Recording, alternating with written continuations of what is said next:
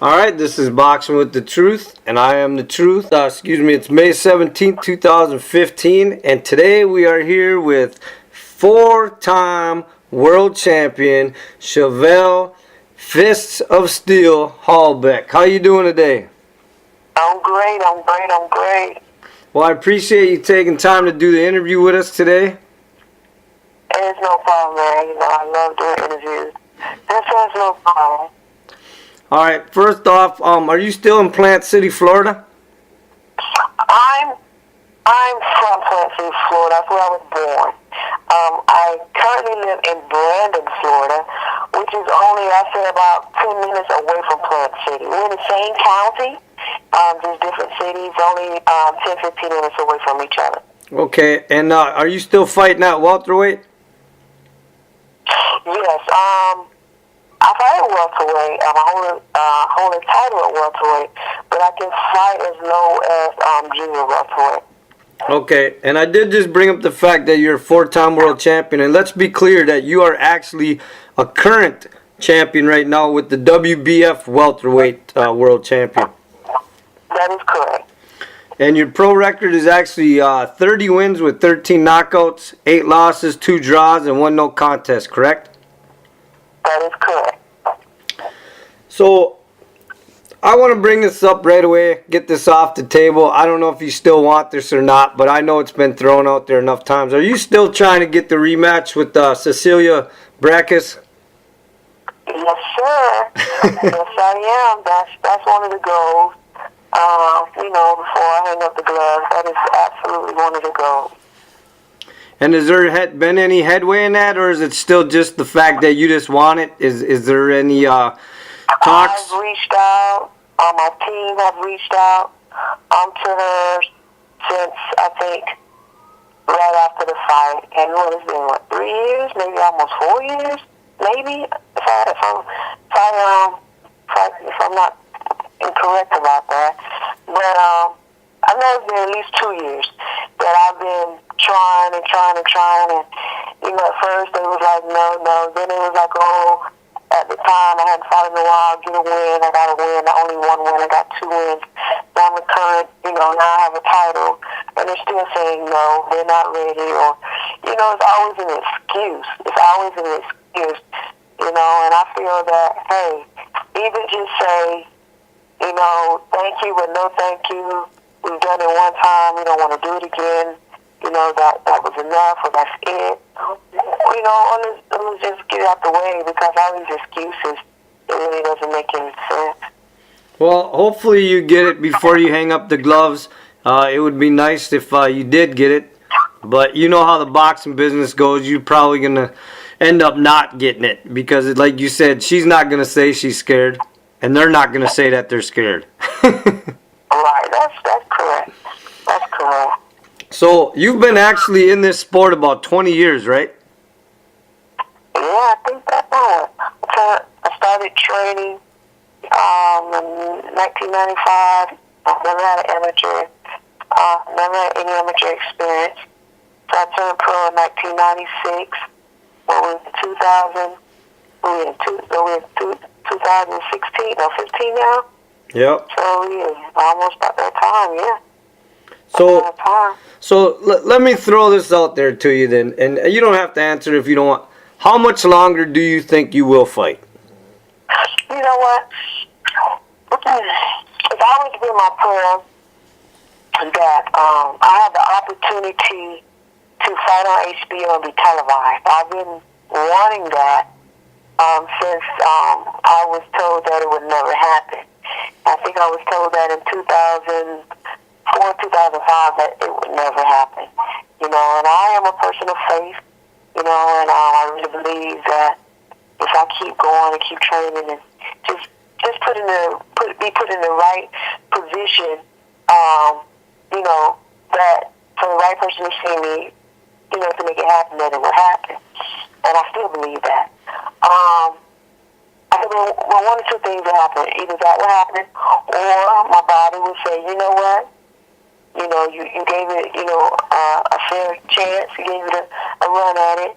I can't do this anymore. This is my body I'm talking about. it's time to hang them up. And right now, my body is not telling me that. I know my age. At the age of 40, how old am I? 43. I didn't want to say that. This year I think I'll be 43 or 44. You know what? It's not a shame. I can't remember how old I am.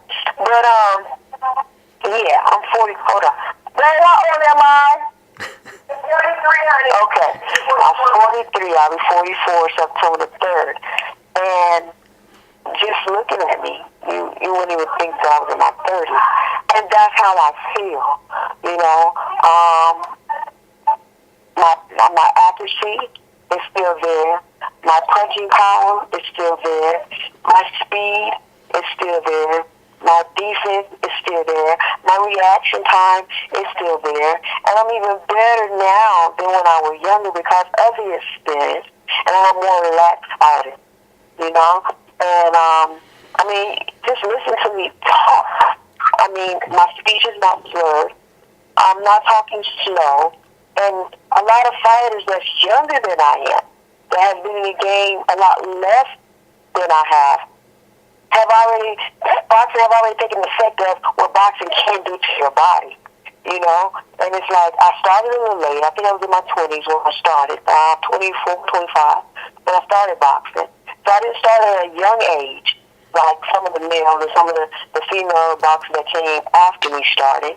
So I haven't really taken any hard damage to my body, And like I said, I've always been an athlete all my life. Always been an athlete, and I live a clean life. No, I don't drink, I don't smoke, or whatever the case may be. There has been a time where I've drank wine or beer here and there, but now I don't do any of those things. I don't drink at all, And I've never been a person that to go out and party all the time. I've always kept myself healthy. Always been an athlete. I always ate clean, and I haven't taken that much damage, that much punishment, shall I say. No damage at all to my body. But I haven't taken that much punishment during my boxing career. So my body is still young. And as long as I feel the way I feel, as long as I have that drive to reach my goal, I'll keep on. I'll keep saying maybe 2 more years.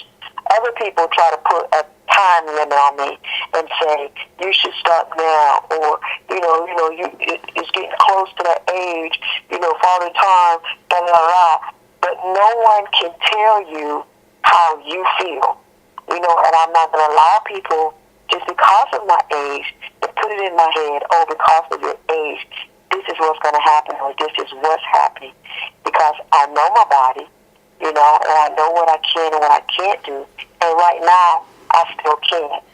And while I am able, and while I have that drive and that passion to reach my goal, I'm going to keep doing it until one or two things, like I said earlier, my body says, no, I'm tired, I'm done, or I reach my goal.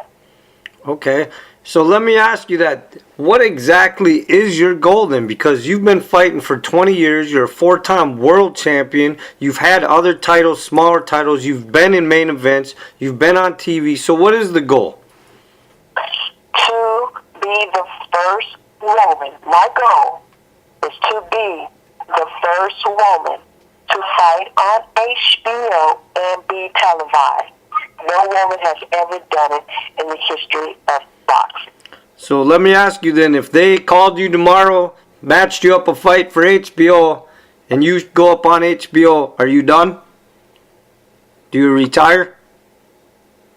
Well, it depends.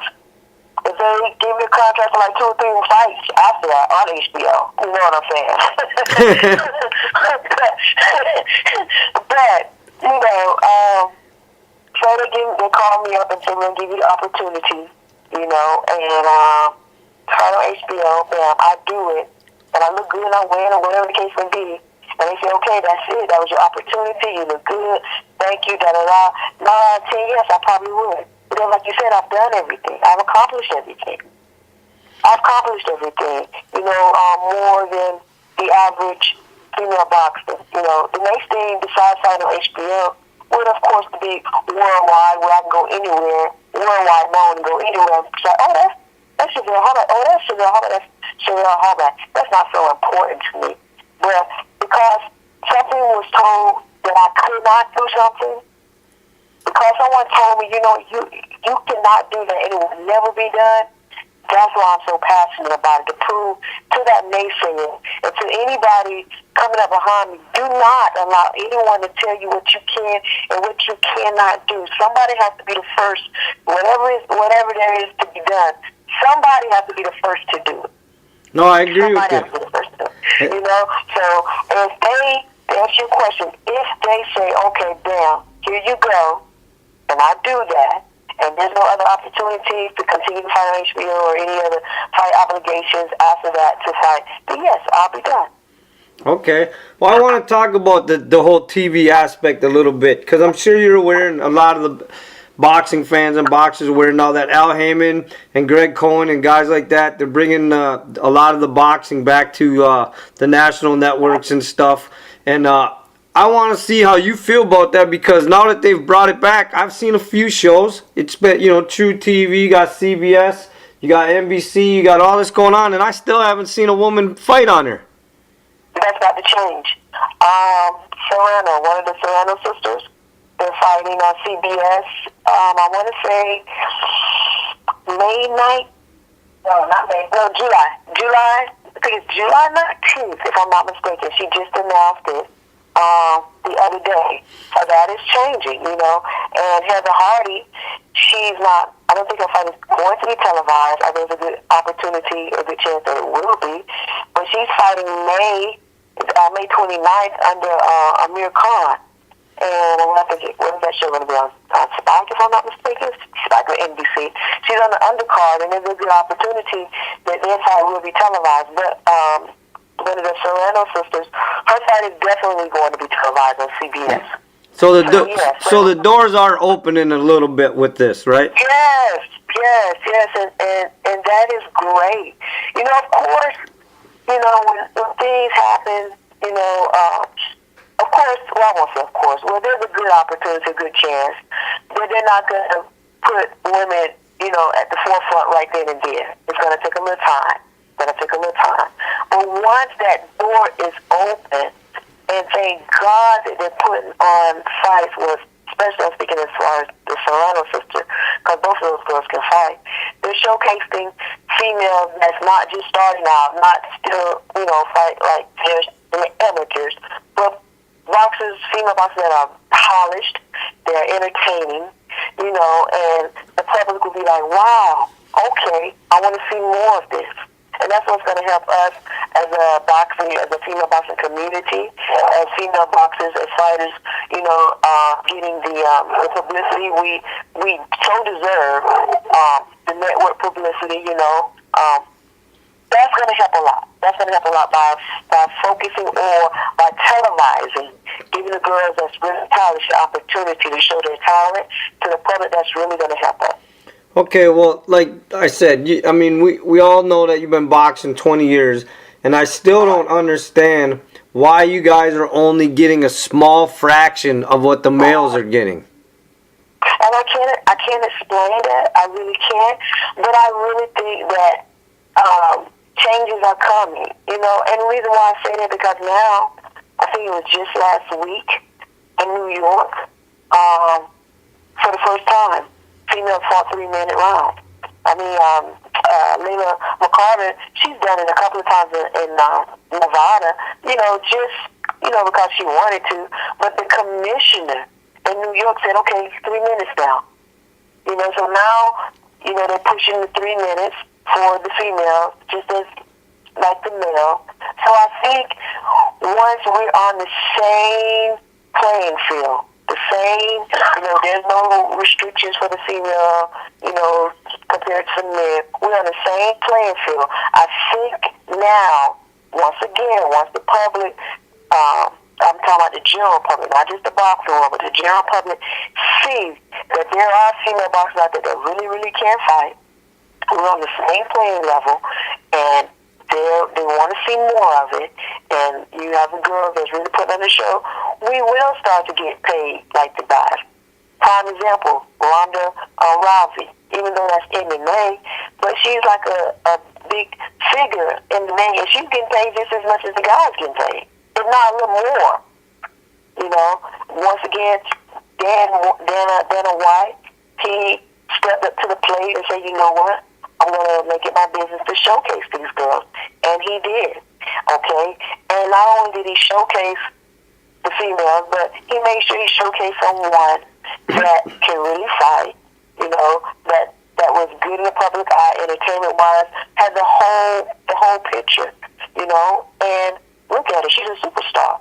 She's making big money. And just like it happened in the MMA, it can happen in boxing. But once again, you have to have someone that's in a position to make that happen, i.e. Hammond, i.e. Coleman, whatever his name is.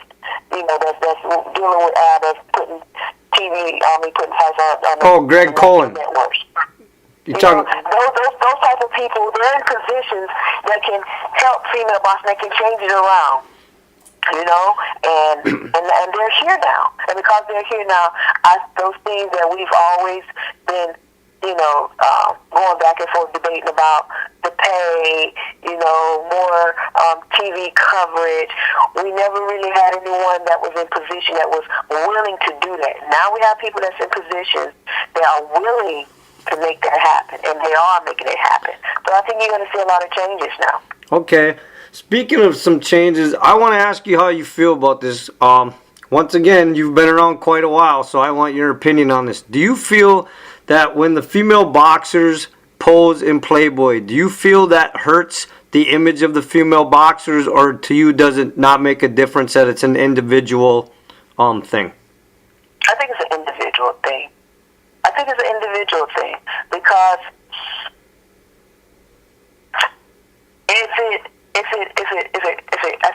if it hurt us or whatnot, then every female boxer that comes on the scene, people will be okay. So when you gonna pose in Playboy, or you know, have you did this that, you know? I really don't think it hurts. I only know one female that has posed in Playboy. To be honest with you. But I'm gonna take, for example, the Serrano sisters. They never posed in Playboy, but they get publicity. You know, they're getting TV shows and whatnot. They're making decent money outside of boxing because of boxing, and they didn't have to pose nude not one time for anyone. And once again, it's all about positioning yourself for someone to see you that can make things happen that you want to make happen.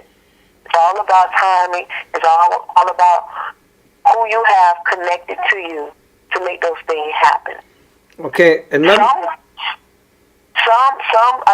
females think they have to take it to the extreme to get to where they want to go, and that's once again that's their personal concern, their personal idea, you know. But does it hurt boxing in the boxing? No, because not everyone look at a female boxer and say, okay, they have to, you know, pose nude somewhere to make it. So no, I don't think it hurts. No, not at all. It's not too many. It's not that many that's doing it. Okay. So no, it doesn't hurt it. So let me ask you this personally, from your point of view. Like you said, there is a lot of changes going on right now. We are making progress as far as with the female boxing and the promotion. But if you could change anything in boxing to promote women's boxing, to bring more attention to the women fighters, what would you do? What is getting ready to be done now is you need to show more quality, polished female boxers.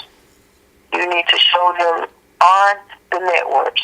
You know, they need to. The Showtime. Showtime doing a good job as far as MMA. You know, and that's all because a person that's dealing with Showtime say, hey, I'm going to put this fighter on my show, and I want you to show this fighter. You know, so we just need someone on the boxing side, you know, to say, hey, I have a fighter, or I would like this fighter to be televised, you know, and so on and so on. And once, like I said, once it's like a demand. Like, say for example, if we didn't wash clothes, and then we could walk around with dirty clothes, then washing detergent wouldn't have any type of anything for us because we can walk around with dirty clothes. So if the public doesn't see the female boxes, then how would they know that there are female boxes out there and want to see them? But once they see them and they like what they see, that's a product that they want, and a product that's in demand, then it will happen.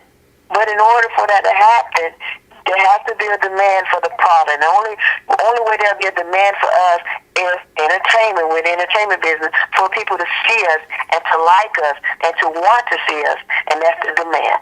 But the product has to be shown first. In our case, product has to be shown. Okay, speaking of being shown, do you have anything coming up this summer? Do you have any fights that they'll be talking about with you getting back in the ring? There's nothing set in stone right now. There are some things that's being worked on as we speak. And my goal, well, right now where I'm at in my career, is not so much as how many fights I get a year, but the type of fight, being where I fight at, and if it's going to be televised. And if it's not going to be televised, am I going to fight at least up under a network that's maybe I might not make TV, but I'm there where the networks can see me. It's all about positioning right now with my career. I need to be in the right place at the right time. And just fighting anywhere at any time is not going to help me. Fighting on a club show because my hometown is having a show and it's going to be in this neck of the woods. There's no TV, no this, no that, but just the local people that's going to come and watch. That's not helping me. That's not helping me. I'm trying to get to a certain spot, a certain place. Everybody know HBO, and for that to happen, I have to be positioned in the right spot, in the right place, the right time. So is that your slogan? You should just start wearing T-shirts out to the ring that just say "I want HBO." You know what? That's a good idea. I think I might just start doing that. On everything I like, even Facebook, I leave a message or whatever. I want HBO. I want HBO. Well, that's all I'm gonna put. I'm gonna put your interview up today with that tagline. I want HBO. Yeah, that's it. That's wonderful. And you say who you want your next opponent to be? HBO. Yep. HBO, baby. HBO. Give me HBO. Give me. And a lot of people might say, well, Showtime is starting to overwhelm HBO. That it's starting to take over HBO. It doesn't matter. You know why? Because female boxers have fought on Showtime. Showtime has shown female boxers before. I'm trying to do something that has never been done. So basically, Chevelle Hallback is calling out HBO. That's it. That's it. I'm calling out HBO. Do you ever have any habits or rituals or anything that you do before a fight?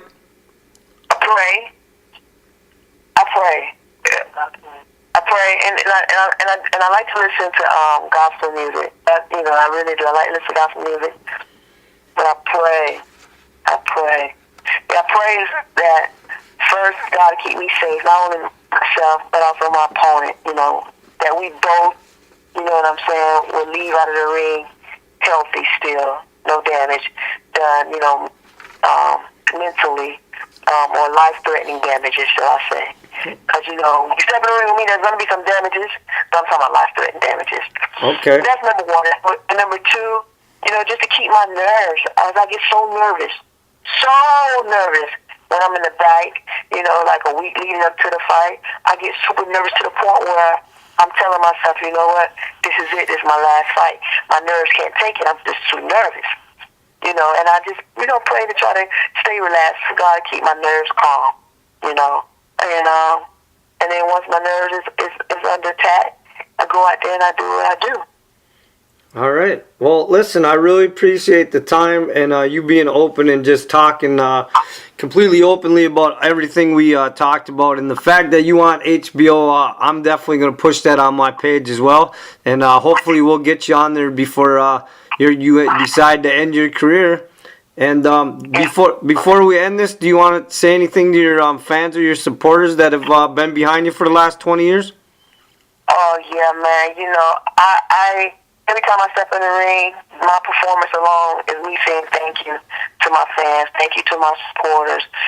Thank you for the ones that I don't even know that follow my career. I meet a lot of people and they say, I've been following you your whole career, and I'm like, wow.